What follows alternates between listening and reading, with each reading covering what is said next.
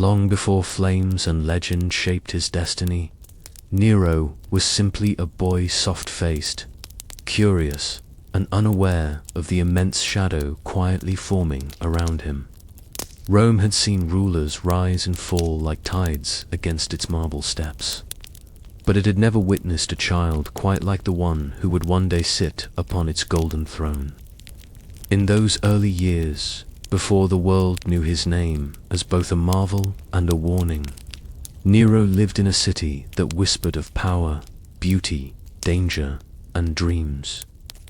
Imagine Rome at that time, white stone glowing under warm Mediterranean sunlight, markets buzzing with voices trading wool, olives, spices, and gossip. The fragrance of fresh bread mixing with the smoky scent of incense drifting from temples. Narrow alleys murmuring with footsteps, and grand palaces reflecting the ambitions of families who lived inside them. Somewhere within this vast, vibrant world, a young boy named Lucius Domitius, Ahenobarbus he, who would later be called Nero, walked at his mother's side, tugging at her sleeve, wide-eyed at everything around him. He did not yet know he would become emperor. He did not know poets would curse him for centuries, or that storytellers would paint him either as a monster or a misunderstood soul. He only knew the city felt enormous and alive. His early life was far from calm, though such truths were hidden from the mind of a child. His father, known for cruelty, died when Nero was still young. His mother, Agrippina, the younger, a remarkable woman with a mind sharper than any blade, navigated Rome's political storms with an ambitious grace that intimidated even the seasoned senators. To her, Nero was not simply a son, he was a future carved by destiny, a path to a power she believed their family deserved to reclaim.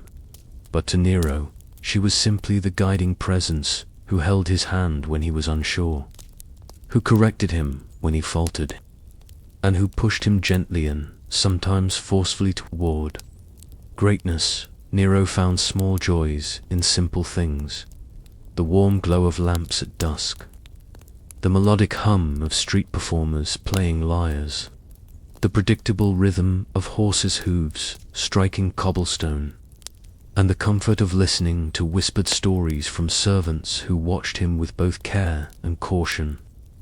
Sometimes he stood on a high balcony overlooking the vast horizon of Rome. Moonlight shone over rooftops like soft waves frozen in stone. Torches flickered through distant streets, and the Tiber River shimmered as though holding the city's dreams. Nero would rest his arms on the cool railing and breathe in the night air, unaware that one day stories would claim he stood at another balcony watching Rome burn.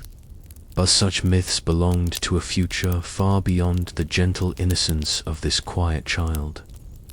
As Nero grew, his world expanded in complexity. He began lessons in reading and writing, tracing his small fingers along scrolls filled with legends, laws, and poetry.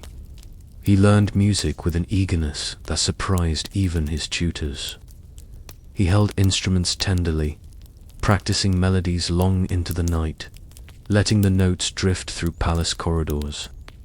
His teachers praised him, often sometimes sincerely, sometimes out of fear of disappointing the boy who stood precariously close to power. For even then, it was clear that Nero's future would not be ordinary. During this time, Rome was ruled by Emperor Claudius, scholarly, cautious, and completely different from the fiery young boy growing under his roof.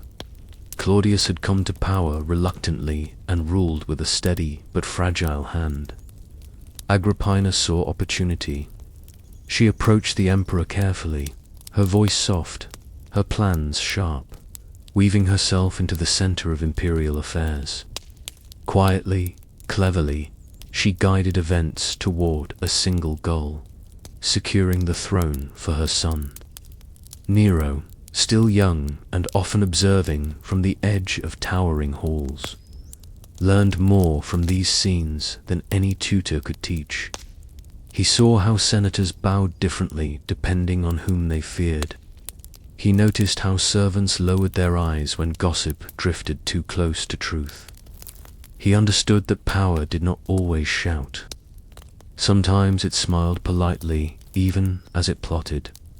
Agrippina trained her son with a determined gentleness, teaching him how to stand tall without arrogance, how to listen without appearing weak, how to greet important men with a respectful nod that disguised his youth and protected his position.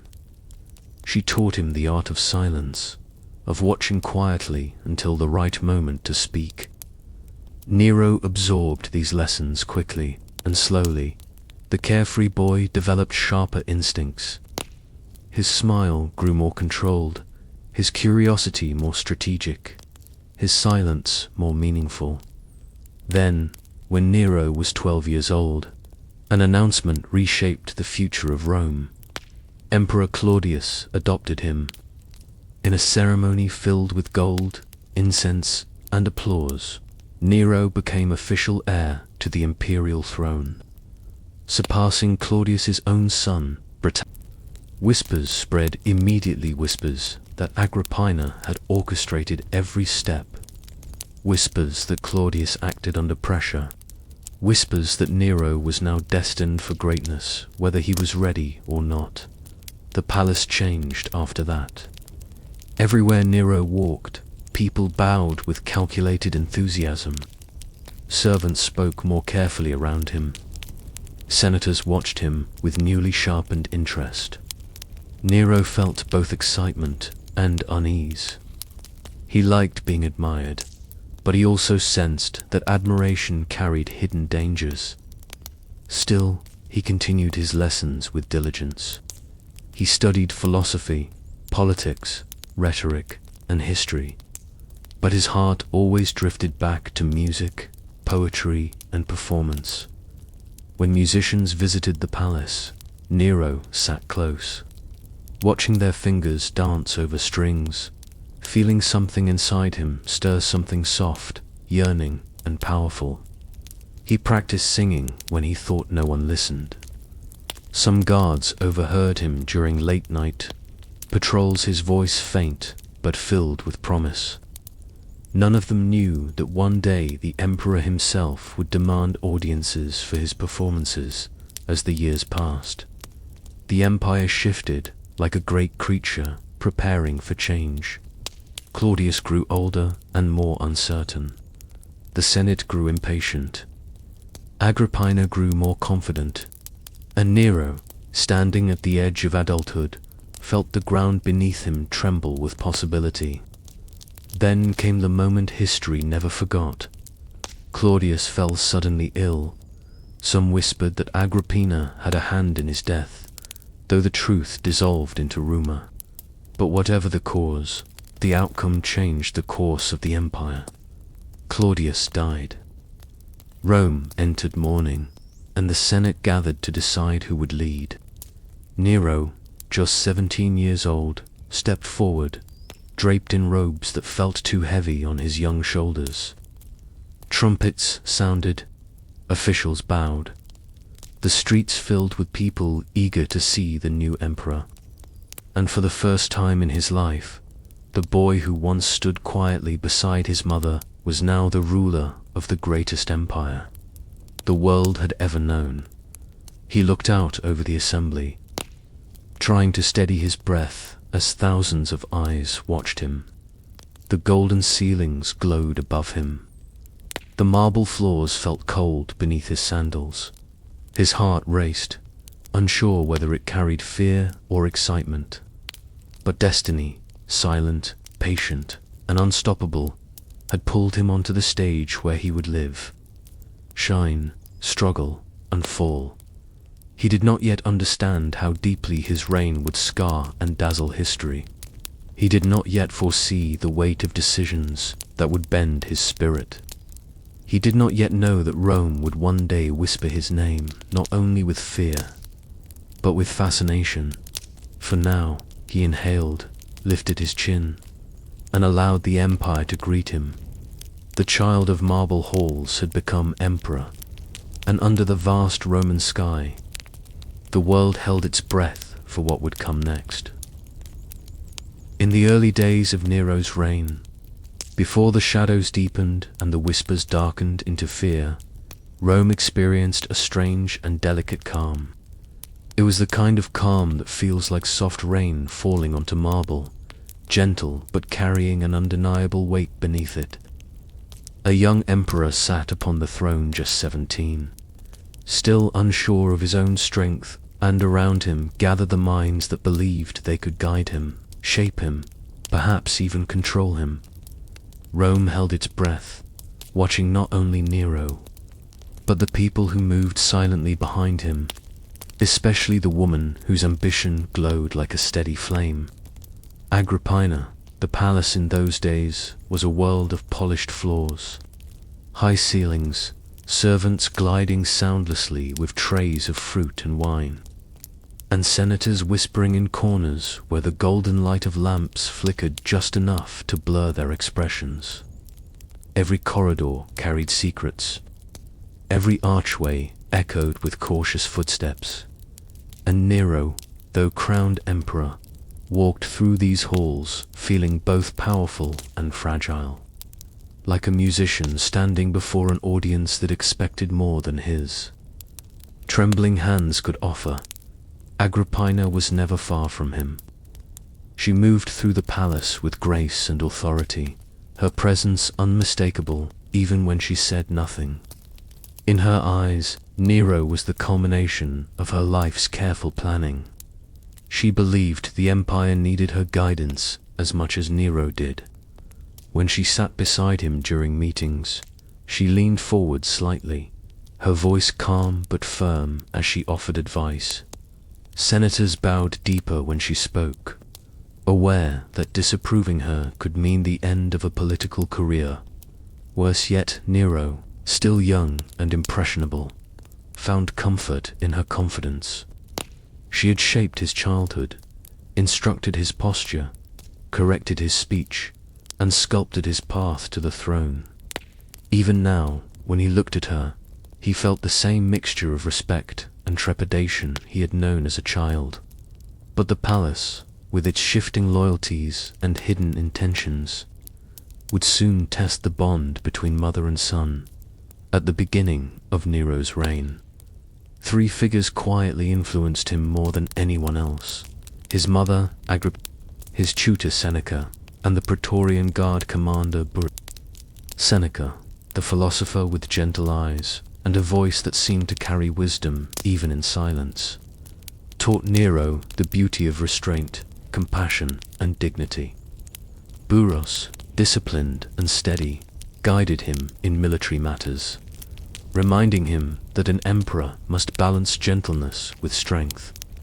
These 2 men worked tirelessly to temper Agrippina's dominance. They respected her intelligence, but understood that her ambition could ignite unrest if left unchecked.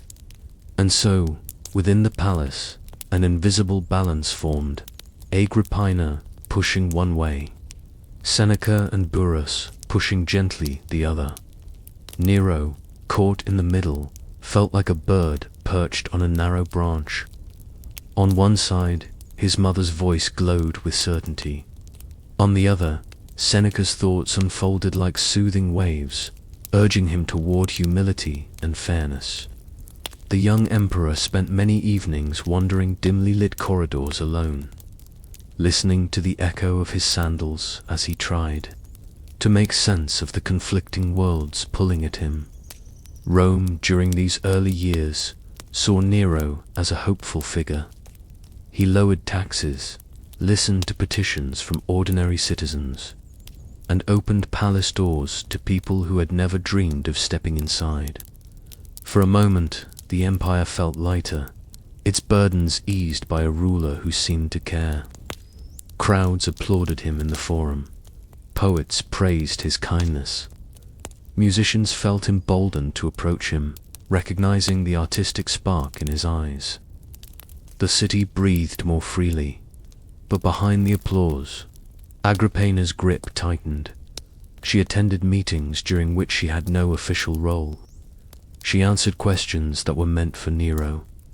Sometimes she even sat beside him on the imperial throne, a gesture that unsettled senators who believed no woman should hold such influence.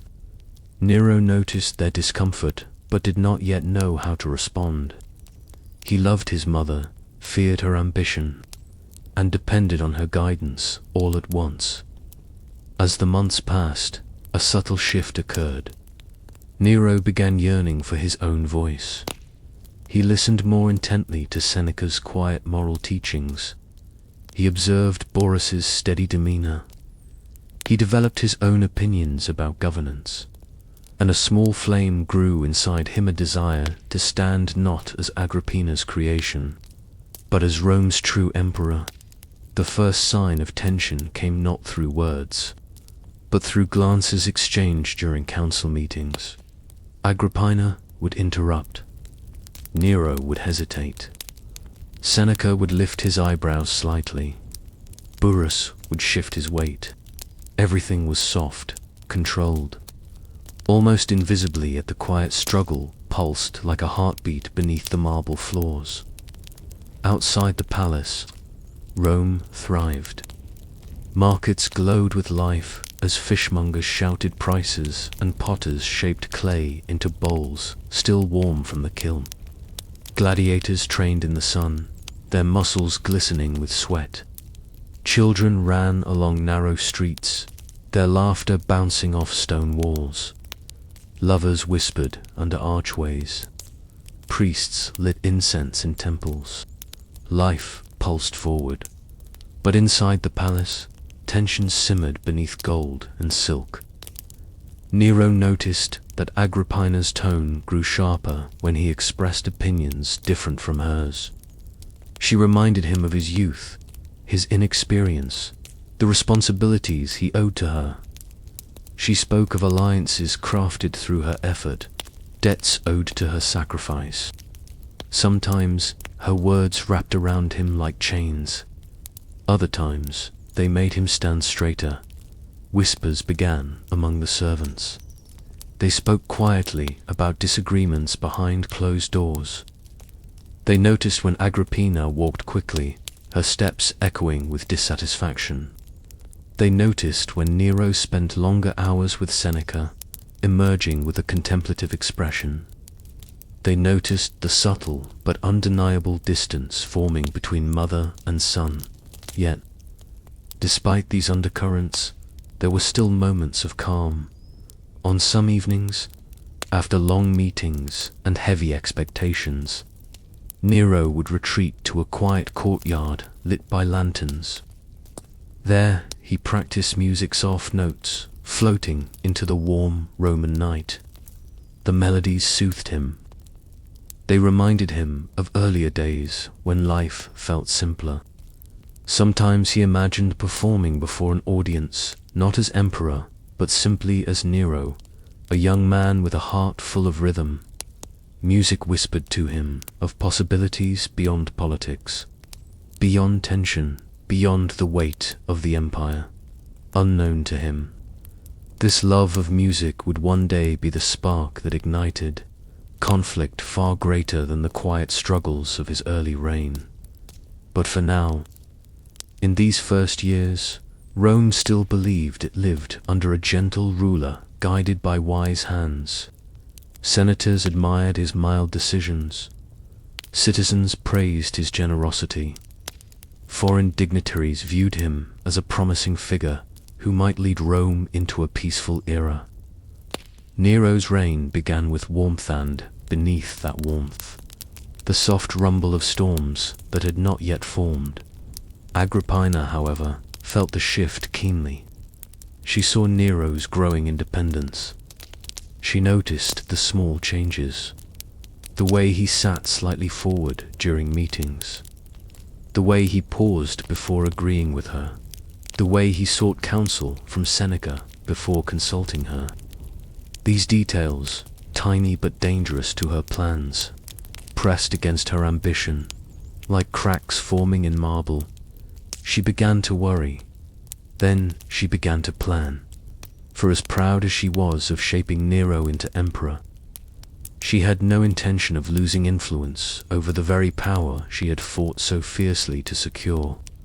And though Nero still respected her, still spoke gently to her, still valued her presence, the palace walls seemed to sense that a rift was forming, one that would widen slowly, carefully, and irreversibly. For now, however, the world still saw harmony. The empire moved with quiet rhythm. Senators performed their duties. Generals guarded distant borders, and the young emperor walked through gleaming corridors while Rome looked to him with cautious hope. But within the shadows of those same corridors, whispers curled like smoke. Whispers of ambition. Whispers of resistance. Whispers of a mother whose influence threatened to consume an empire, and a son who yearned to carve a destiny of his own. And as Nero lay in his chamber each night, staring at the intricate patterns carved into the ceiling, he felt both watched and alone, pulled between love and duty, guidance and suffocation, childhood and the sharp edge of power. The marble columns of Rome held many secrets, and in the quiet spaces between them, the story of Nero's true reign was beginning to take shape. The early mornings of Nero's reign unfolded softly, like pale gold spreading across the Tiber River before the full brightness of day could claim it. Rome awakened slowly, stretching itself through the clang of iron gates opening, merchants calling out gentle greetings, and temple bells chiming through a sky still brushed with traces of night. Within the palace, however, mornings carried a different rhythm, careful, measured, refined-shaped around the presence of a young emperor still discovering the contours of his own power. Nero had sat upon the throne for only a short time, yet each new dawn brought a subtle shift, a quiet expanding of his identity as Caesar. In those early months, he often rose before the sun.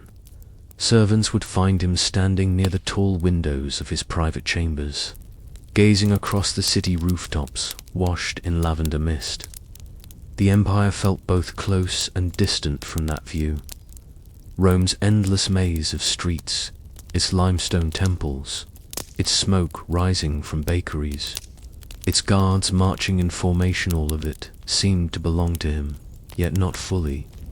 Nero would rest his hand against the cold marble pillar beside the window, letting the chill ground him as the enormity of his position pressed gently around him. He wanted to be worthy of Rome's devotion. He wanted to be respected not for the throne he inherited, but for the ruler he could become. And in those quiet moments, when he could hear nothing but the faint rustle of wind slipping between columns, he promised himself he would lead with fairness, compassion, and grace. But promises made in silence often dissolve when confronted by people, expectations, and ambition. The palace awoke soon after Nero did. Servants hurried to prepare scrolls for the day's meetings. Guards positioned themselves in polished armor, and officials gathered with their expressions carefully arranged, hopeful, cautious, ambitious. They always stood a little too straight when Nero entered a room, bowing just a bit too low, speaking with a tone that trembled between respect and self-preservation. At first, he found this uncomfortable. Over time, he learned it was simply the language of power. Seneca and Buros remained steady pillars during these mornings. Seneca would greet Nero with a calm warmth that softened the intensity of their surroundings. He brought with him a gentle atmosphere, a reminder that wisdom did not need to shout. Buros, on the other hand, brought strength without intimidation. His presence grounded Nero, reminding him that leadership was not only about soft words, it was also about decisions made with clarity and resolve, together. They guided him through matters of law, finances, diplomacy, public welfare, and military updates from distant provinces. Nero listened carefully, his youthful eagerness blending with a growing sense of responsibility. He asked questions, sometimes naive, sometimes insightful, always sincere. Seneca answered with patience. Burrus spoke plainly. And with every discussion, Nero grew more comfortable navigating the vast machinery of empire. Agrippina, however, watched all of this with a gaze sharpened by pride and unease. In the beginning, she sat beside Nero during official meetings, speaking with authority as if she held the throne herself. But as Nero began expressing opinions more confidently, her presence grew heavier. She sensed her influence slipping not suddenly, but in small, quiet ways. The way Nero leaned forward when Seneca spoke, the way he dismissed a suggestion from her with gentle firmness, the way he hesitated before accepting her advice. These changes stirred restlessness inside her. She had fought too hard, sacrificed too much, and outmaneuvered too many rivals to allow her son to drift away from her control. But for now, she remained composed, adjusting her smiles, hiding her displeasure, biding her time. Outside the palace walls, Rome was adjusting as well. Citizens filled the streets with stories of the young Caesar who had lowered taxes and shown kindness to the poor. Market vendors told customers that Nero listened to petitions personally. Old men, leaning on walking sticks, said the new emperor might be the gentle ruler Rome had needed for years. Musicians spoke excitedly of the emperor's love for art and performance. There was hope, hesitant but real. Nero felt this hope whenever he ventured outside the palace. On certain afternoons, he walked through public gardens with a modest escort, blending into the gentle hum of families strolling beneath olive trees. Children stared with round eyes, unsure whether to bow or run closer. Mothers whispered encouragement. Elderly women extended their hands for blessings. Nero greeted them with a sincerity that surprised even himself. He felt lighter among ordinary people, free from political pressure, free from the calculating eyes of senators and the meticulous expectations of the palace. He often returned from these walks with a sense of peace. Yet peace in an emperor's heart is easily disrupted, easily overshadowed. Back within marble halls, Nero found himself increasingly drawn to artistic pursuits. After long meetings, he escaped to a small chamber dedicated to instruments. There, he practiced lyre melodies while oil lamps flickered around him. The warm glow cast soft shadows on the walls, and the music gave shape to emotions he could not express in council rooms. In these moments, he was not emperor. He was simply Nero, a young man whose heart beat more freely in rhythm than in politics. Seneca encouraged these artistic inclinations gently, believing they made Nero more compassionate. Burrus accepted them reluctantly, as long as they did not interfere with Nero's duties. But Agrippina saw them differently. To her, music was a distraction, an unnecessary softness that could weaken the resolve of a ruler. The empire needed a strong hand, not a dreamer. And every time she found Nero practicing alone, a certain frustration darkened her eyes. Still, Nero persisted. Music soothed his turmoil. Poetry lifted his spirit. Performance allowed him to breathe. One evening, as Nero sat practicing a delicate melody, a subtle realization settled over him. He could not remain the boy molded entirely by Agrippina's ambition.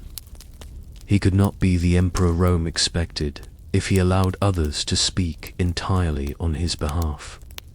He needed to step forward, even if quietly, and claim his role. The empire was not a stage prepared for someone else's script, it was a vast world waiting for him to find his voice. The next day, during a Senate meeting, he made his first independent decision. It was a small matter settling a dispute involving land rights. But the way he delivered his judgment was new. His voice carried steadiness. His words carried thoughtfulness. And when Agrippina attempted to interject, he spoke over her with a gentle but unmistakable authority. The room froze. Senators exchanged glances. Seneca observed calmly. Burrus nodded almost imperceptibly. Agrippina's smile tightened. It was the beginning of a shift. Not dramatic, not explosive, just a small, quiet step toward independence. Over the following weeks, Nero continued reshaping his early reign. He introduced laws protecting slaves from excessive cruelty. He improved the distribution of grain to the poor. He reduced harsh taxes that burdened farmers. He listened to petitions in person rather than relying solely on advisors. Some said he ruled with unusual kindness for someone so young. Others said he relied too much on emotion. But the people felt his sincerity, and that was enough. At night, as Rome glowed under torchlight and the hills wrapped themselves in silver moonshine, Nero often found himself reflecting on the weight of his role. He felt the empire resting on his shoulders, not crushing, but undeniably present. He knew he would make mistakes. He knew he could not please everyone. He knew he was walking a path shaped by forces he did not fully understand. But he also felt a growing confidence, a quiet acknowledgement of his own power. Yet beneath all this progress, Agrippina's unease grew stronger. She saw Rome praising Nero. She saw Seneca and Burrus gaining influence over him. She saw Nero developing a vision that did not always align with hers. And just as Nero stepped into his identity as Emperor, Agrippina began stepping into shadows, pulling her ambitions back into places where they could grow. Unnoticed, the empire had learned its new master, but the palace was beginning to discover that the young emperor was no longer merely a creation of others. He was becoming something else entirely. And as dawn continued to break each day, spreading pale gold over the city's rooftops, Rome unknowingly stood at the edge of a future shaped by brilliance, turmoil, art, fire, and tragedy. The young Caesar was rising, slowly but surely, and the world was preparing to follow, whether it understood him or not. There came a time in Nero's early reign when the empire began to sense something unusual about its young ruler, something gentle, something restless, something that did not quite fit the world of iron, laws, and conquest that Rome had always known. It began quietly, like the soft rustling of curtains in a warm breeze. A rumor here, a whispered observation there.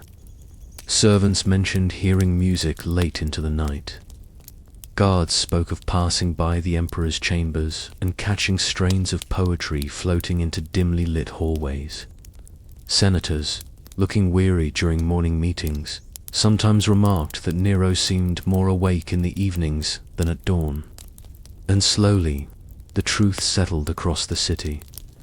Their emperor loved art with a devotion deeper than politics or power. Nero had always carried that fire within him, even as a child. But now, seated upon the throne, its glow sharpened. The vast responsibilities of empire weighed on his shoulders. Yet inside him pulsed a quieter, more personal longing to create, to perform, to let his voice stretch into the air like a bird taking flight.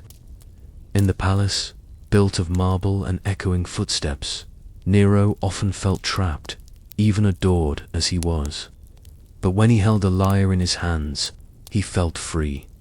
He spent countless evenings in a private room filled with soft light from oil lamps. Velvet curtains lined the walls to dampen sound, though even they could not contain the full warmth of his music. Nero would sit with his legs crossed, fingers brushing delicately over strings, coaxing melodies that rose and fell like waves rolling across distant shores. At times the music grew bold, blooming into rich harmonies that seemed almost too beautiful for the quiet room. At other times, it softened into something fragile and trembling, as though reflecting the young emperor's own uncertainties. Those who passed by often slowed their steps. They were drawn to the sound not by command, but by the simple magic of it. Some felt a twinge of wonder, others felt confusion. Rome's emperors had been warriors, administrators, stoic guardians of an empire that stretched across continents. But Nero was something different. He was a ruler who dreamed in verses and breathed in rhythm. And while some found this endearing, others grew wary. In public, Nero began to show hints of this passion. During festivals, he lingered near musicians, asking questions with the enthusiasm of a devoted student rather than a distant emperor. When invited to recite poetry, he did so with surprising grace, his voice gentle yet confident. Crowds were charmed. They did not yet know the depth of his desires. They did not yet imagine the stage he dreamed of, the applause he longed for, but they felt something in him that touched a place between admiration and curiosity. Seneca watched all this with thoughtful eyes. The philosopher did not discourage Nero's artistic inclinations. He believed that art could cultivate empathy and reflection in a ruler. But Seneca also feared the consequences of passion without restraint. He knew how quickly desire could eclipse duty. Still, he guided Nero with careful words, hoping to nurture the emperor's better nature while protecting him from the pitfalls of indulgence. Burrus, on the other hand, eyed Nero's artistic pursuits with mild disapproval. A soldier at heart, Burrus valued discipline, not performance. Yet he respected Nero enough to keep his concerns quiet. He hoped that the emperor's love of music would remain a harmless pastime, not a dangerous obsession. Agrippina, however, grew increasingly unsettled. Each evening Nero spent practicing music felt to her like a step away from her influence. The empire was not shaped by songs, but by decisions, alliances, and strength.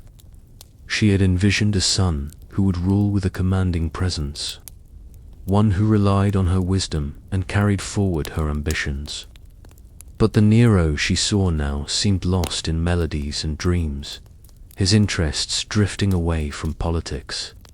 She felt her grasp on him slipping, and the realization stoked a quiet, simmering anger within her. Still, she remained careful. Her displeasure unfolded not through open confrontation, but through subtle, strategic comments. When she spoke to Nero, she praised his humanitarian decisions, but gently questioned his late-night activities. She reminded him that emperors were meant to be seen as unshakable pillars, not performers. She warned him about the dangers of appearing too soft, too emotional, too artistic. Nero listened politely, but her words no longer carried the weight they once had.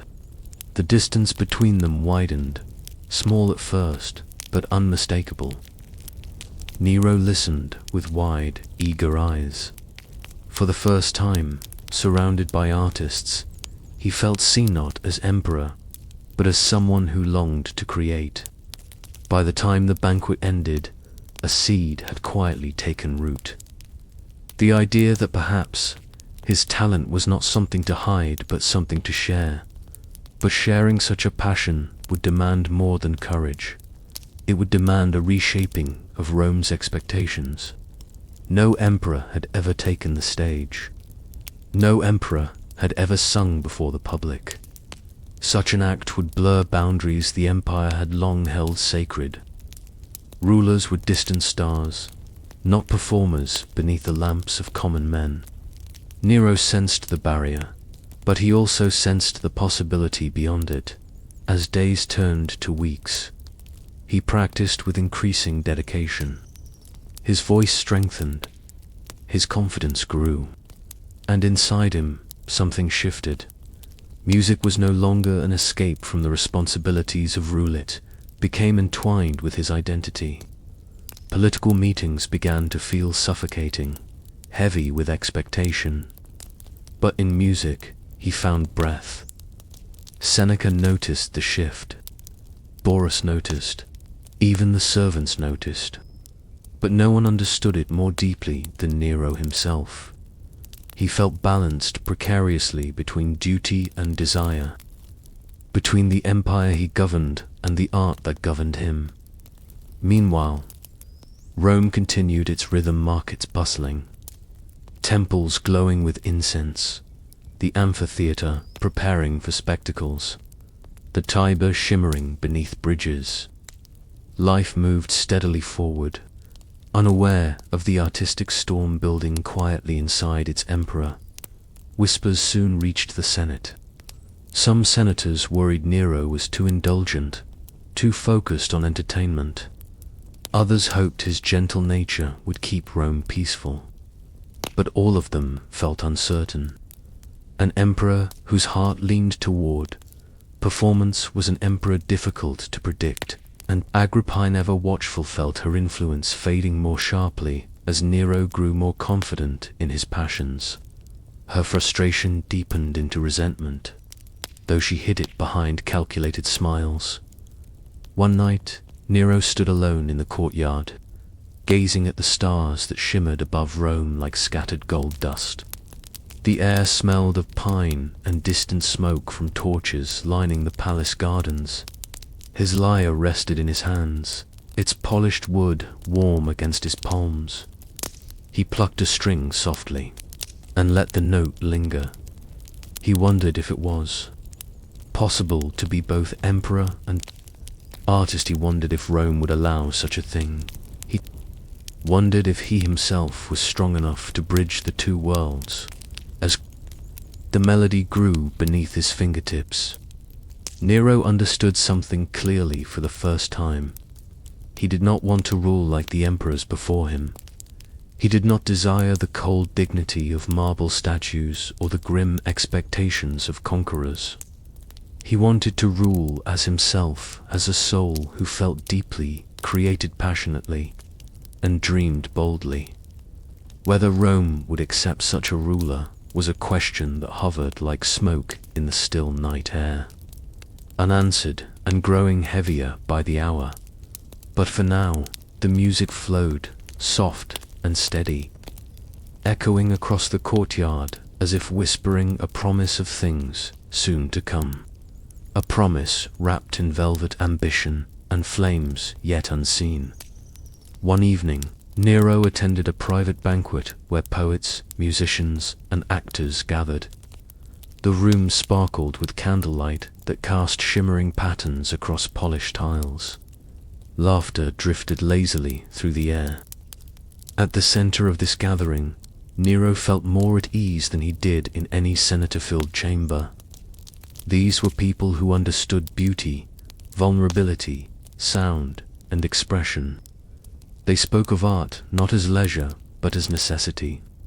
They shared stories of performances in crowded theaters, of verses that brought audiences to tears, of actors who could change the mood of an entire room with a single gesture.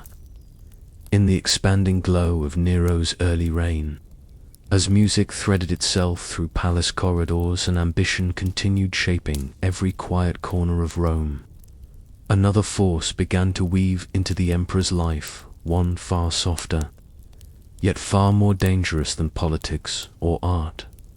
Love, unexpected, delicate, and complicated, stepped into Nero's path, stirring emotions he had never learned to control.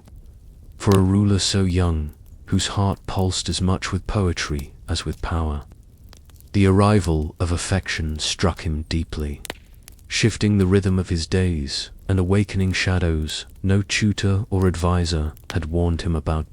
At the beginning, it did not feel like scandal or conflict. It felt simple, human. Nero had married Claudia Octavia, the daughter of Claudius, in a union arranged for political strength rather than affection. Octavia was calm, dutiful, and dignified, everything Rome expected of an imperial wife. She treated Nero with courtesy, carried herself with grace, and fulfilled every role assigned to her. And yet, as days passed, Nero found himself drifting emotionally far from her. It was not dislike, it was emptiness. She was a mirror of expectations rather than a partner of the heart. And Nero, whose nature beat with romantic energy, longed for something deeper, warmer, more alive. Octavia, gentle as she was, remained distant. She had grown up in a palace where emotions were tucked away neatly behind perfect posture and carefully measured words. Nero respected her, but he did not feel seen by her. And the more he leaned into music and performance, the more Octavia seemed puzzled by him, not critical, but unable to step into his world.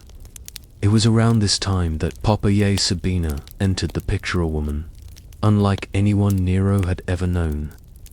She was captivating, not merely because of her beauty, but because her presence carried a kind of quiet fire. She spoke softly, but with intention. She moved gracefully, but with a confidence that demanded attention. She was intelligent, witty, and perceptive, understanding the subtleties of human nature with a sharpness that disarmed even the most guarded court officials. Nero first noticed her at a gathering where poetry was being shared in a warm, lamplit room. The evening air was scented with roses and spiced wine, guests murmuring gently as musicians plucked chords that shimmered softly across polished floors. Poppaea stood near a column, a faint smile resting on her face, as if she already knew the secrets of every person present.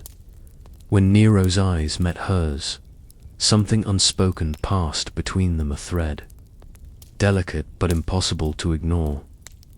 They said only a few words that night, but those words lingered in Nero's mind long after the gathering had ended.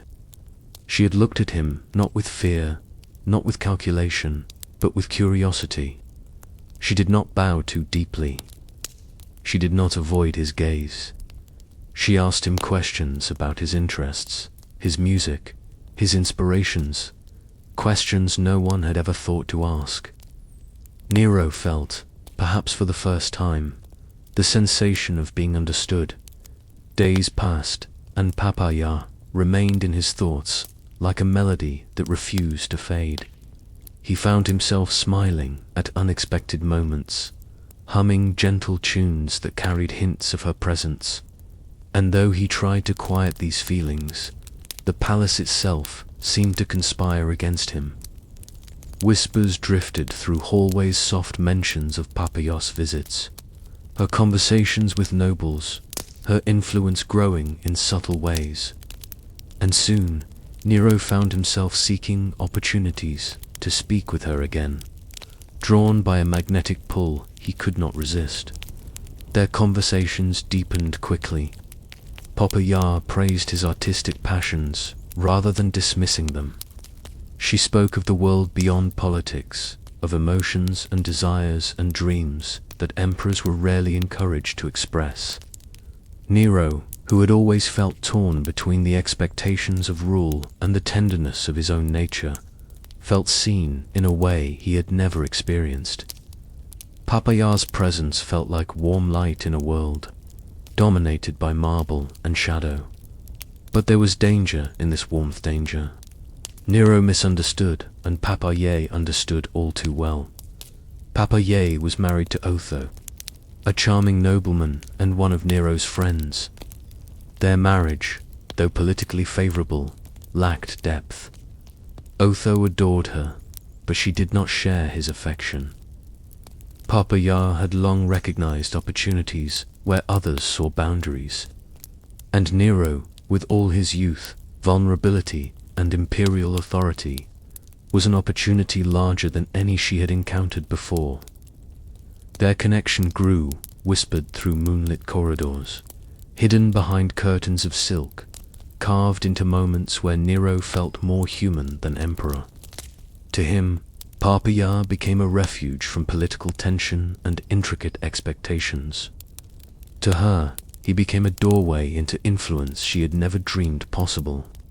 Yet Papaya was clever. She cloaked her ambition beneath gentle tones and soft smiles, allowing Nero to believe he was the one choosing her, not the other way around. Agrippina, alert and fiercely protective of her control, noticed the shift immediately. She sensed the danger in Papia's rise and the decline in her own influence. Every time she saw Nero glance toward Papaya, every time she overheard a rumor about them, every time Nero grew distant from Octavia, Agrippina's fear hardened into anger. She confronted Nero subtly at first, remarks about loyalty, duty, and how emperors must consider optics before emotion. But Nero was no longer the boy who depended on her for guidance. He pushed back. He insisted on choosing his own path. And the more Agrippina tried to intervene, the further Nero drifted from her reach. Seneca and Buros watched the unfolding situation with concern. They understood that the heart of an emperor was not merely a personal matter, but a political one. Scandal, when tied to the throne, could fracture alliances, weaken loyalties, and distort public perception. Yet they also saw how deeply Nero's emotions ran. To interfere directly could worsen matters. To remain silent could be equally dangerous. They walked a careful line, offering counsel where they could and observing quietly where words failed. Meanwhile, Rome buzzed with rumors. Some whispered that Nero was neglecting Octavia. Others hinted that Papia's influence was already reshaping palace dynamics. A few even dared to wonder whether the emperor's artistic sensitivity made him vulnerable to manipulation. But these whispers, soft though they were, drifted farther each day, curling into marketplaces, taverns, and the homes of senators. And through it all, Nero found himself torn between desire and duty. His feelings for Papaya were real, gentle, consuming, intoxicating. Yet he felt a quiet guilt toward Octavia, who endured the situation with grace, even as her heart silently fractured. She rarely showed her pain, but her silence held weight. Nero noticed the dimness in her eyes, the quiet mornings, the way she often walked alone in palace gardens, her hands clasped in a posture of prayer or resignation.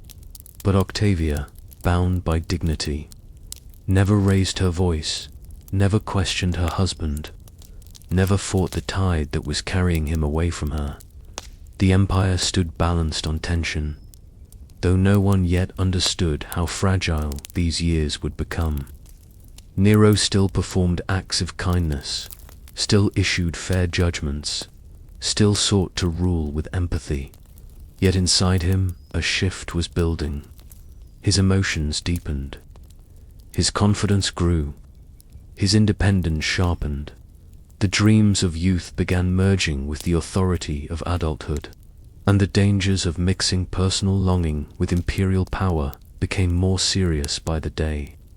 Papaya sensed Nero's rising turmoil and comforted him with delicate words, weaving a narrative in which he was misunderstood, unappreciated, destined for greatness beyond the grasp of those who tried to restrain him. Her presence was soothing, her wit disarming, her admiration intoxicating. And as Nero leaned toward her, he leaned away from Agrippina, from Octavia, and from the careful balance that had once preserved peace within the palace. Rome had seen emperors fall for far less than love. Rome had toppled leaders over whispers, over ambitions, over personal choices woven into public consequences. And in Nero's palace, love had ceased to be a private matter.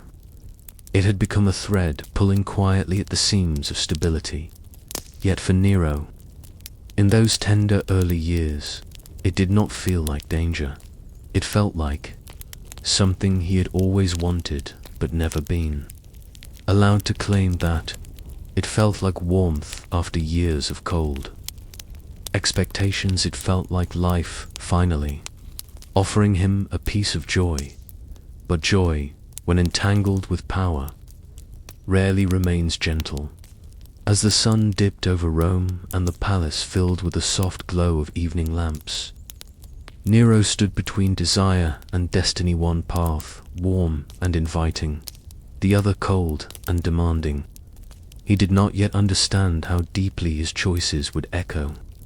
He did not yet feel the weight of fractures forming around him. He did not yet see how love could become the crack through which darkness might slip. For now, the empire breathed quietly. The scandal had only just begun weaving its first threads, and Nero, wrapped in velvet dreams and whispered affection, stepped unknowingly toward a future shaped as much by the heart as by the throne. It began as a whisper in the air, one of those uneasy summer nights when Rome felt too warm, too still, as though the city itself were holding its breath. People tossed on their straw mattresses, dogs whined in alleyways, and the Tiber River glimmered under a moon so pale it looked almost afraid to shine. Nero, restless in the palace, wandered through halls illuminated by low-burning lamps, unaware that history was only moments away from changing forever. Rome, with all its marble pride and wooden fragility, was about to tremble. No one truly knows how the fire started. Some said it began in the shops near the Circus Maximus, where oil jars and wooden beams created a dangerous combination. Others whispered darker theories: accident, neglect, fate. And of course, in later years, many would claim Nero himself ordered the fire, though those rumors grew more from hatred than truth. What mattered that night was not the cause, but the unstoppable force that followed. One ember turned into a spark, one spark turned into a flame, and soon the flame grew into a roaring wall of fire that surged through the narrow streets like a furious tide. The fire moved with terrifying speed. Rome's homes, built tightly together from dry wood, caught like tinder. Roofs collapsed under the heat. Smoke curled into the sky like dark serpents. Mothers clutched their children. Men tried frantically to form chains of water buckets. Sparks leaped from one building to another, as though guided by an unseen hand. The city, alive moments ago with laughter and life, transformed into a landscape of shadows, screams, and burning light. Nero awoke to the commotion, the frantic footsteps, the shouts echoing through the palace. At first he thought it was another political disturbance, another small crisis requiring calm words. But as he stepped onto a balcony overlooking the city, his breath caught. Rome was glowing red. Flames stretched toward the sky like molten fingers. Smoke rolled over rooftops in thick waves. The empire's heart was burning before his eyes. For a few seconds, Nero stood frozen. He felt the heat even from a distance. He smelled the bitter scent of burning wood and oil. He heard the cries of people carried on the wind, and something inside him, some mixture of fear, responsibility, and sadness, shifted sharply. Contrary to the legends that would later twist his name, Nero did not watch with delight. He did not sing as Rome burned. Instead, he rushed into action. His first instinct was to help, not to rule. He ordered the opening of public gardens and imperial estates to shelter the fleeing masses. He arranged emergency supplies, grain, clothing, blankets, to be distributed without delay. He commanded the removal of obstacles so people could escape the spreading flames more easily. He sent his guards into the streets with instructions not to punish, but to rescue. But the fire showed no mercy. It leaped across neighborhoods, consuming homes, temples, markets, and courtyards. Families ran, carrying whatever they could: statues of gods, handfuls of coins, cherished household treasures. Others escaped with nothing but their lives, their faces streaked with soot and tears. A faint orange glow reflected in their eyes as they watched the city crumble. Nero rode into the streets himself, against the advice of his guards, wanting to witness the devastation firsthand. The sky above him glowed like a furnace. Buildings toppled, sending sparks shooting into the air. Statues cracked under the heat. Animals broke loose from their enclosures, adding to the chaos. People who had once praised Nero now looked at him with desperation, begging for safety, begging for answers, begging for hope. The emperor felt the weight of their fear settle inside him like a stone. He wanted to reach for his lyre, not to perform, but to calm his trembling heart. But there was no room for music now. Only action. Only leadership. By dawn, portions of the city were blackened ruins. Yet the fire still crawled forward with unrelenting hunger. Nero ordered the demolition of structures ahead of the flames to create fire breaks barriers meant to slow the spread. Workers smashed walls, toppled beams, and moved quickly, their faces streaked with ash. It was desperate work, but it saved countless lives. Still, the destruction was immense. Entire districts vanished under a blanket of smoke. Temples that had stood for generations collapsed in fiery heaps. Marketplaces turned to ashes. The cries of the injured echoed through the streets long after the flames receded. And in the midst of it all, a new kind of fear began to stir. Just fear of the fire, but fear of blame. Humans, shaken by tragedy, often reach for someone to hold responsible. And as the smoke settled, rumors slithered through Rome like restless ghosts. Some claimed Nero intentionally burned the city to rebuild it in his own image. Others whispered of plots, sabotage, divine anger. The truth, buried under grief and chaos, became harder to see. Nero, exhausted yet determined, began planning the city's restoration even before the ashes cooled. He envisioned wider streets to prevent future fires, higher standards for building materials, and public spaces that allowed more air and light to flow through Rome. These were sensible ideas, thoughtful, even compassionate. But in rebuilding, Nero also dreamed of beauty. He imagined grand structures, elegant courtyards, and an expansive palace, the Domus Aurea, that would shine like a jewel within the capital. This dream, though born from destruction, gave his enemies fuel. They whispered that he had wanted the fire so he could reshape the city. They ignored the efforts he had made to help his people. They erased the moments of compassion. They painted him with suspicion, not fairness. And once rumors began to take root, they spread faster than any flame in the weeks following the fire. Nero walked through the ruins often, accompanied by guards, but feeling strangely alone. He saw families rebuilding their lives from scraps. He saw children searching for toys that no longer existed. He saw smoke rising from debris piles that still smoldered quietly. The city that once hummed with life now whispered of loss. And Nero felt that whisper deep inside, pulling at him with a sorrow he did not show openly. He wondered, more than once, If he was failing Rome, or if Rome was failing him, the fire had changed him. It had carved a place inside him where vulnerability mingled with pride, where grief clung to ambition, where empathy wrestled with fear.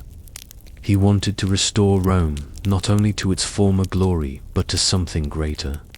Yet he felt a growing distance between himself and his people, as though grief had drawn a line neither side knew how to cross. Still, when the last flames died and the city finally rested, Nero stood among the ruins with a quiet resolve. The smoke cleared slowly, drifting toward the horizon like a memory unspooling. The heat faded from the stones. Birds returned to burnt trees. Life, fragile but resilient, began breathing again. And for a moment, just a moment, Nero allowed himself to close his eyes and imagine a Rome reborn from the ashes, stronger, brighter, and more beautiful than before. He did not know how deeply the fire would stain his legacy. He did not know how fiercely rumors would cling to his name. He did not know that compassion, in times of disaster, often goes unnoticed, while suspicion grows like wildfire. He only knew that Rome had trembled, and he had trembled with it. And now, in the smoke-filled dawn, both emperor and empire stood in the quiet after the flames, waiting for what the future would bring. In the months that followed the Great Fire, Rome learned to breathe again, but the breath it drew was not the same as before. It was heavier now, tinged with suspicion, shaped by loss, and carried through streets where ashes still clung to cracks in the stone. People rebuilt their homes, markets reopened, and life tried to settle back into its familiar rhythm. But rumors soft, persistent, and poisonous moved through the city like cold drafts, slipping beneath doors. They curled around dinner tables, drifted through plazas, and lingered in the minds of citizens who had once trusted their emperor. Something had changed in the air, and even Nero, who tried to fill the city with music and new beginnings, could feel it settling around him like a growing shadow. He walked among rebuilt structures, offering words of hope and plans for restoration. But the eyes that met his were no longer unanimous in admiration. Some held gratitude, others confusion, and a few held quiet doubt, the kind that grows slowly, quietly, until it becomes something dangerous. Nero tried not to let it affect him, but he felt the distance, felt the shift, felt the trust thinning like stretched silk dot inside the palace. The atmosphere thickened. Nero's council meetings became more tense, more argumentative, more fractured. Senators debated with sharper tones. Burrus, once the steady anchor of military order, grew weaker with illness. Seneca, burdened by responsibility and age, seemed more cautious, his voice gentler but edged with concern. Nero noticed these changes with a mix of fear and frustration. He wanted guidance, but he wanted independence too. And the more he tried to balance both, the more uneven his steps became.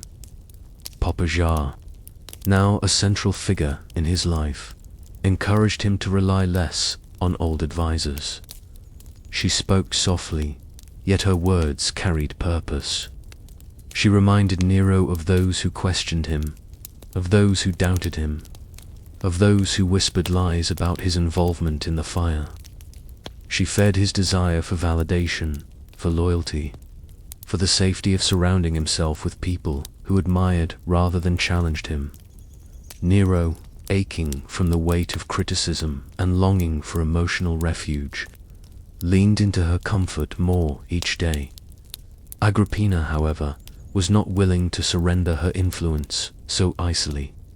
She had already watched her hold over Nero slip once, but now she sensed her power crumbling entirely.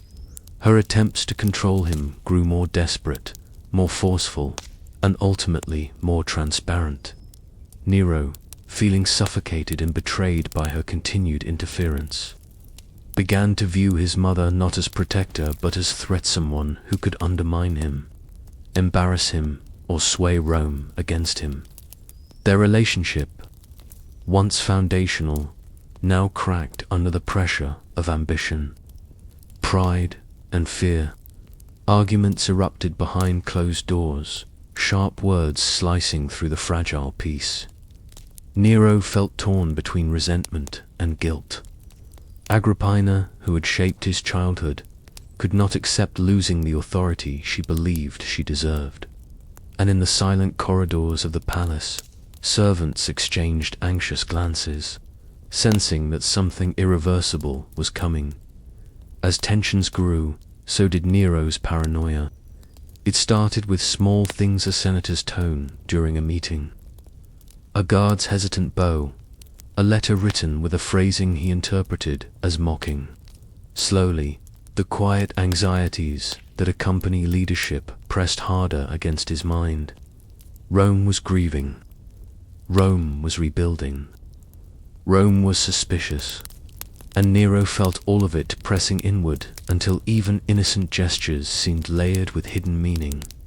He withdrew from public view more often, preferring the sanctuary of dimly lit chambers where he could practice music or spend evenings in conversation with those who supported him without challenge.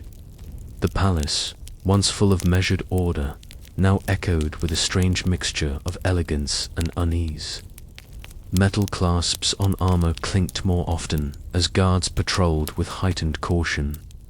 Officials walked quickly, avoiding lingering in hallways where rumors might catch them like thorny vines. The air felt thick with watching, listening, waiting. The Senate felt this shift too. Some senators believed Nero was becoming unstable. Others believed he was being manipulated. A few believed Rome was heading into danger. Quiet meetings occurred in private homes, where flickering oil lamps cast uncertain shadows on the walls. Men who once supported Nero now exchanged nervous theories about the emperor's intentions, unsure whether they spoke truth or fear, realizing her own position had turned precarious. Tried to reclaim her influence with increasingly bold gestures. She reminded Nero of the loyalty she had shown him, the battles she had fought on his behalf, the enemies she had defeated to secure his throne. But her words no longer carried comfort. They felt like warnings, accusations, burdens placed upon a son who wanted desperately to be free in the palace gardens. Nero often walked alone in the evenings, their paths lit by soft lanterns. He would pause beneath tall cypress trees, listening to the distant sounds of Rome returning to life. The fragrance of warm earth, cut grass, and cooling air wrapped around him.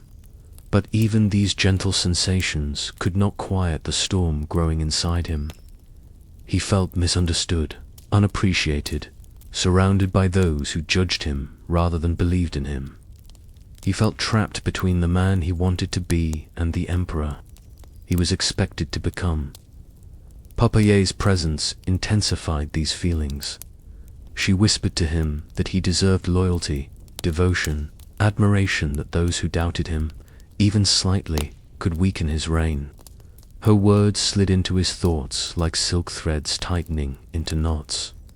And though she spoke with affection, her intentions were sharper than Nero realized. It was around this time that decisions began to take darker turns. Burrus's death left Nero without the steady military guidance that had once grounded him.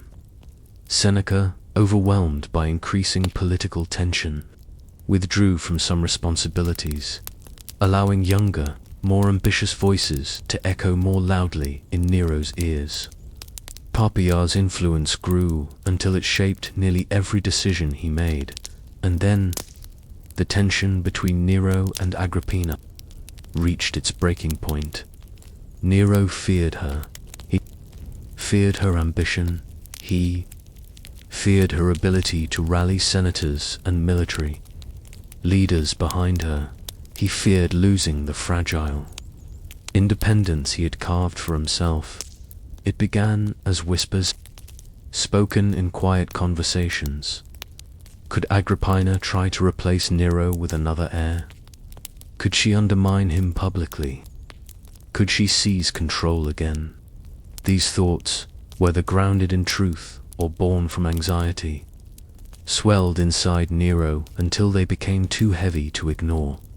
The decision he made afterward would echo through history, staining his name forever. His mother was killed quietly, brutally, inevitably under circumstances the empire would never forget. Nero claimed self-defense, claimed that she plotted against him, claimed necessity. But Rome did not wholly believe his explanations, and Nero himself was haunted by the gravity of what he had done.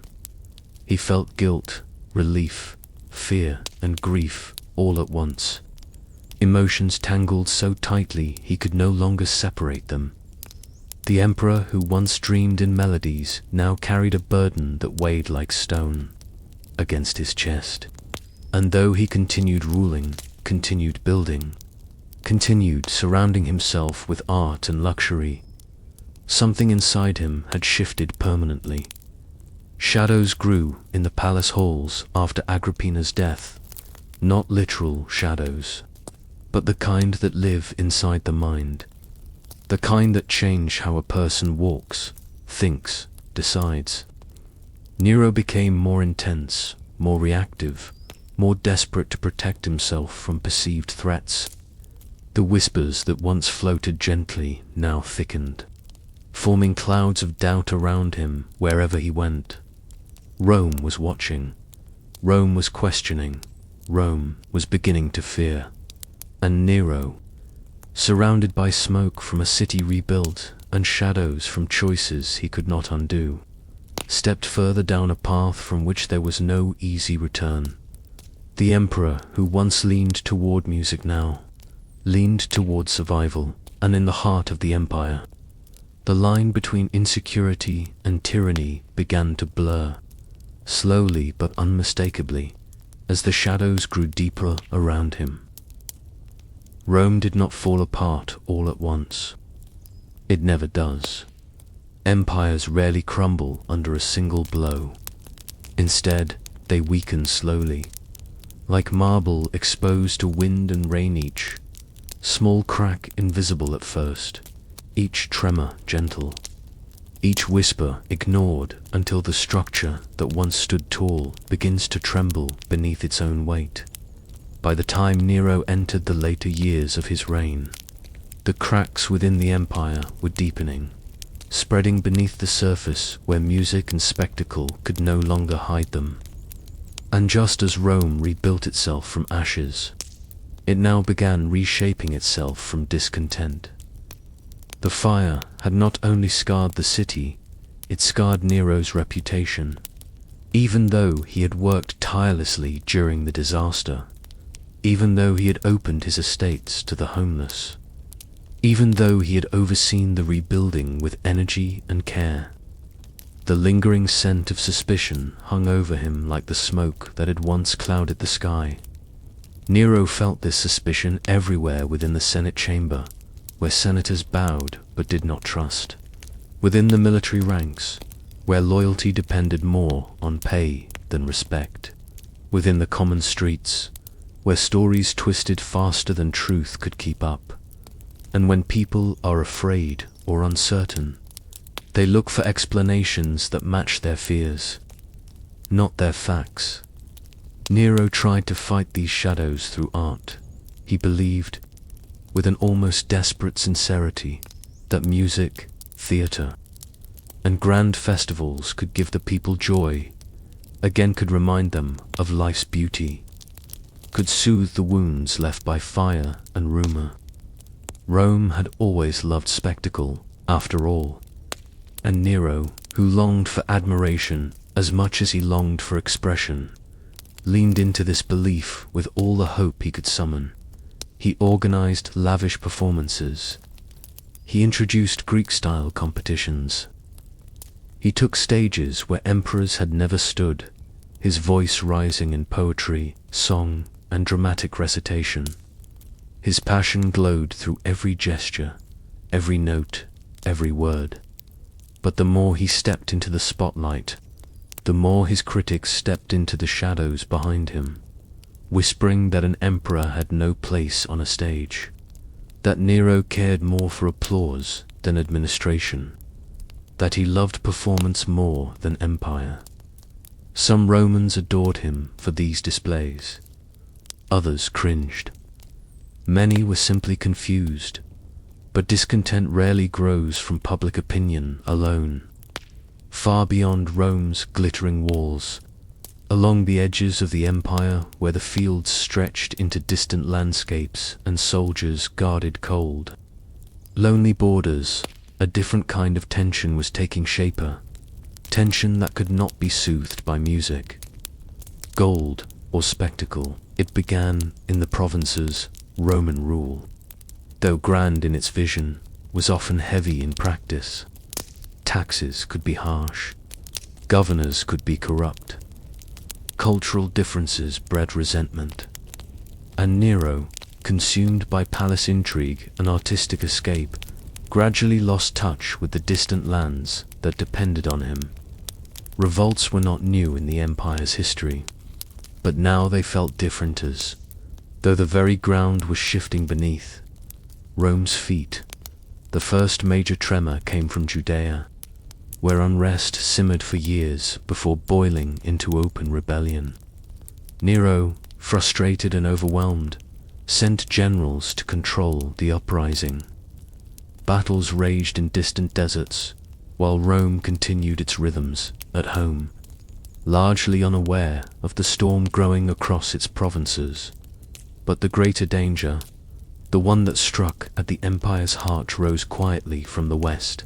Gaul, land of rugged hills and strong-willed tribes, had long been difficult to manage. Taxes weighed heavily on the people, and government officials grew increasingly arrogant. Among the legions stationed there, an unease had been building, one sharpened by frustration, unmet promises, and the sense that Rome no longer cared for those who fought at its borders. At the center of this rising tension stood a man named Gaius Julius Vindex. Vindex was a provincial governor with both dignity and boldness in his spirit. He was no ordinary rebel. He had Roman blood, Roman education, Roman loyalties. Yet what he saw in Nero's leadership alarmed him. He believed Nero's priorities endangered the empire.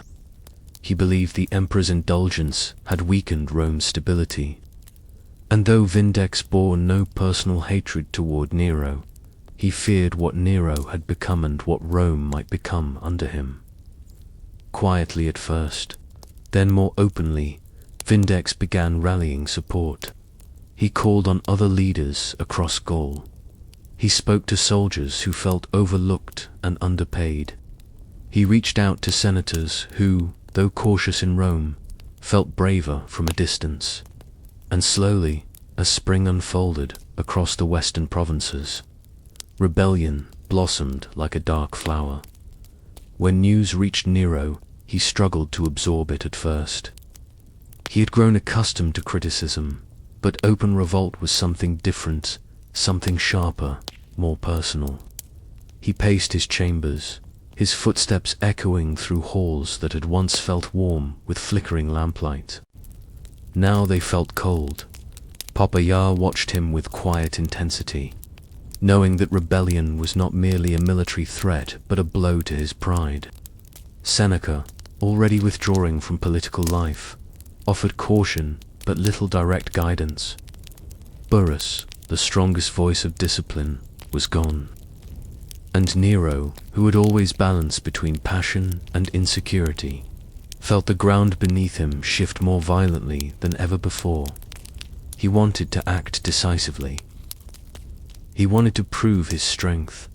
He wanted Rome to see that he was still emperor. But doubts, clouded his clarity. Whispers of betrayal haunted him. He questioned generals, questioned friends, questioned letters delivered to him by trembling messengers. Trust, once fragile, now crumbled entirely. In Rome, tension heated like metal in a forge. Senators sensed Nero's vulnerability and began voicing concerns more boldly. Citizens, hearing rumors of revolt, grew fearful, some of the rebels, others of Nero's response.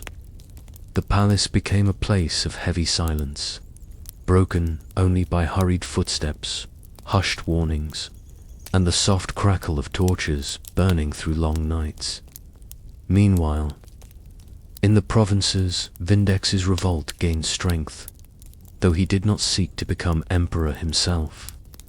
He called upon a Roman general he believed capable of restoring dignity to the empire. Servius Sulpicius Galba, seasoned and stern, hesitated at first but ultimately accepted the call.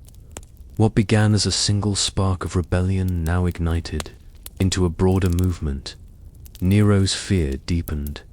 He started seeing enemies everywhere, in senators who avoided his gaze, in generals who hesitated at his orders, in the very walls of the palace that seemed to echo with the footsteps of ghosts from his past.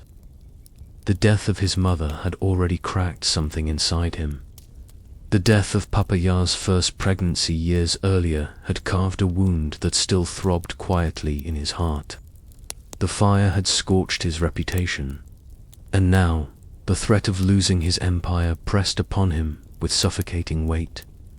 Late one evening, Nero retreated to one of the palace's quietest chambers. The moon shone through an arched window, casting silver light along the floor. He took up his lyre, trying to calm his shaking hands. Music had always been his refuge, but as he plucked the strings, the notes came out strained thin. Trembling, uncertain, it was in that moment that Nero truly understood how far the shadows had crept into his reign. The boy who once looked over Rome with hope had become a man, haunted by fear. The emperor who once believed he could rule with beauty had been pushed into chaos. The artist who once dreamed softly now found himself standing on ground trembling with rebellion. And yet, somewhere deep within him, a spark of confidence, of pride, of longing refused to die. Even as cracks spread across the empire's golden walls, Nero still believed he could reclaim his place. He still believed he could restore control. He still believed that Rome, if it truly understood him, would not abandon him. But rebellions do not wait for understanding. Revolts do not pause for emotion. Empires do not bend gently, they break.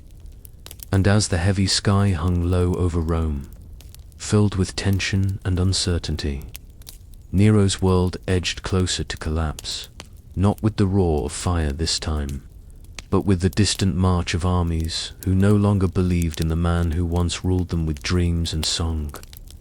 There are moments in history when the world seems to hold its breath, moments when the noise of politics, betrayal, and ambition suddenly quiets, leaving only the soft echo of a single human life unraveling. Nero's final days were like that. Rome, once vibrant beneath his music and performances, now moved around him with cold indifference. The empire he had tried to charm with artistry and rule with emotion no longer listened. And in that final chapter of his life, the young man who had once stared out over Rome with hope now found himself wandering through shadows, searching for a place where he still belonged. The revolt that began in the provinces had grown into something Nero could not outrun. Vindex had risen. Galba had accepted the call. Armies murmured of new leadership. Senators whispered in secret. Governors weighed their loyalties. The quiet cracks beneath the empire's golden surface had widened until the foundations trembled. Nero tried to command loyalty from afar, tried to rally supporters, tried to appear strong. But the world was no longer willing to follow a ruler it viewed as unpredictable, emotional, and consumed by dreams the empire did not understand. Rome itself began slipping away from him. First came uncertainty, then silence, then betrayal. Letters arrived slowly at first, then rapidly letters that no emperor ever wants to read. Some generals refused to carry out his orders. Some governors declared neutrality. Others shifted allegiance entirely. Even the Praetorian Guard, the emperor's shield, felt the wind changing direction. Loyalty, in the empire, was as fragile as a flickering flame. Nero spent these days drifting through the palace in a daze. The marble floors cold beneath his feet as he tried to steady himself against walls that had once felt familiar. His steps echoed in long hallways that suddenly seemed too wide, too empty. Servants bowed with lowered eyes, some out of respect, others out of fear, all out of uncertainty.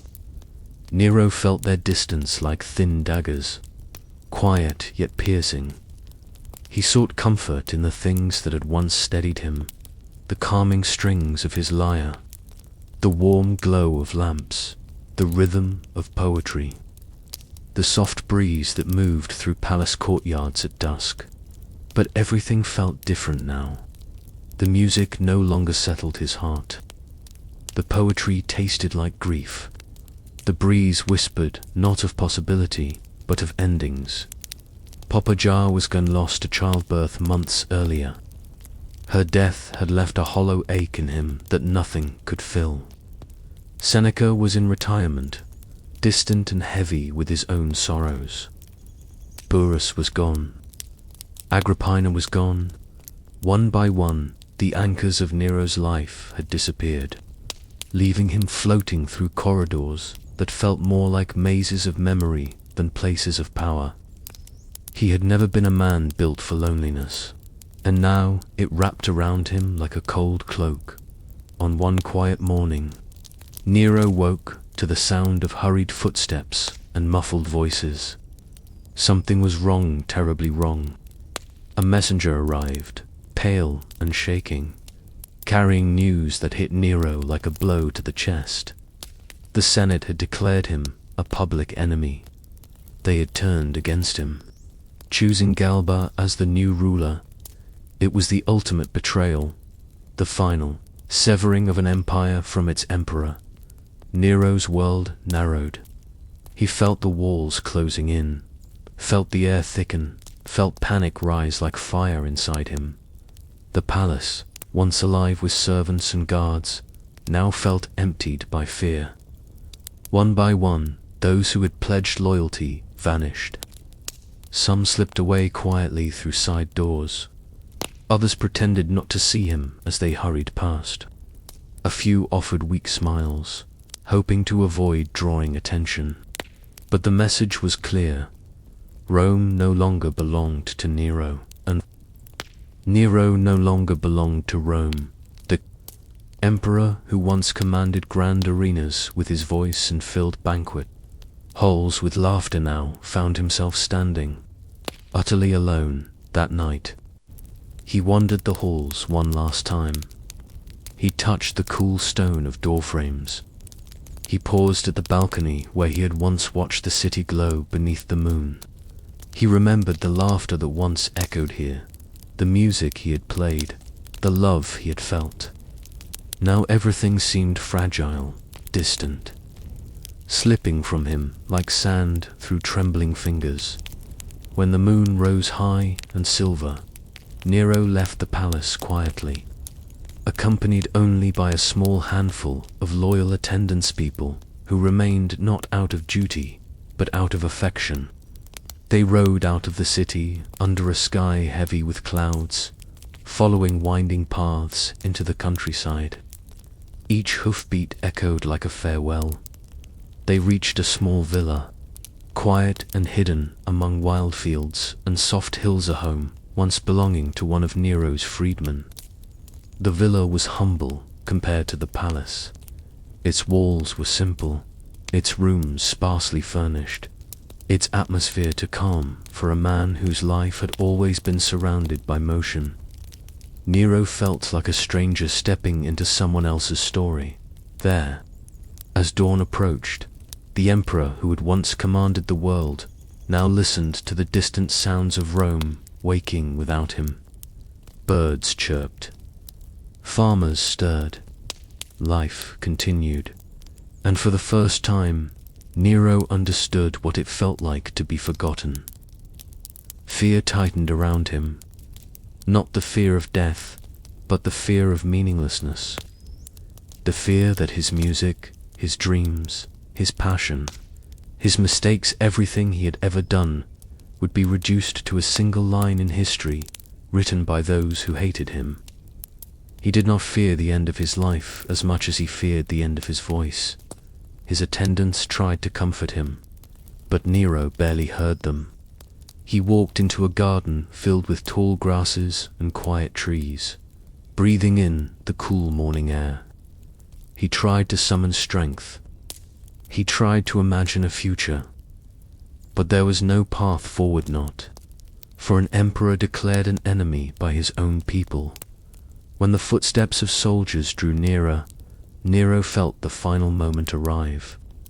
The end of his reign, the end of his flight, the end of his story as emperor. His voice trembled as he whispered, "Is this what it means to die young?" The words carried sadness, not of power lost, but of a life misunderstood. In those final moments, surrounded by the few who still loved him, Nero made his choice. It was quiet. It was tragic. It was the last act of a man who had once filled amphitheaters with song. When he fell, the world did not roar, it did not pause, it did not crumble, it simply sighed softly, heavily like a lamp extinguishing dot. Rome continued. The sun rose over the hills, lighting the fields with gentle morning gold. And Nero, the emperor who dreamed in music, the ruler who struggled between heart and duty, the man who carried both beauty and darkness, left behind a legacy that history would argue about for centuries. Some would call him tyrant, some would call him artist, some would call him tragedy, but in that final breath, he was simply human, fragile, lonely, longing for understanding in a world too vast to offer it. And beneath the heavy sky that witnessed his last dawn, the echo of Nero's life faded into time, soft as a whisper that only the wind could hear. When an emperor dies, Rome does not stop. The markets still open at dawn, the Tiber still carries its gentle current under stone bridges, and the sun still paints the city's rooftops with gold, as if nothing has changed. Yet beneath this quiet rhythm, the memory of a fallen ruler lingers like a faint perfume, subtle, persistent, impossible to fully erase. Nero's end did not bring closure. It opened a doorway through which history would step again and again, searching for answers, shaping opinions, twisting stories into legends that would outlast the empire itself. In the days after Nero's death, Rome spoke with voices both relieved and unsettled. Some believed the tyrant had fallen at last. Others whispered that the artist emperor had been misunderstood. Many simply tried to return to the routines of life, tending to fields, preparing meals, sweeping doorways, because ordinary people rarely have the luxury of lingering in grief or politics. Yet even they felt something in the air, a strange mixture of uncertainty and quiet, curiosity about a man who had ruled with both tenderness and fear. The Senate quickly erased Nero's name from inscriptions, as if removing carved letters could erase memories. Statues were taken down or hidden away. Coins were melted. Orders were issued declaring his legacy unworthy of preservation.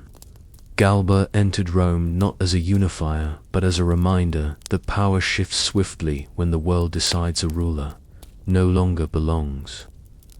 Rome's leaders wanted Nero forgotten, wanted his songs silenced, his faults amplified, his humanity swept aside like dust from the palace steps. But history rarely obeys the intentions of the powerful beyond the city. In the quiet corners of the empire, Nero's story refused to fade.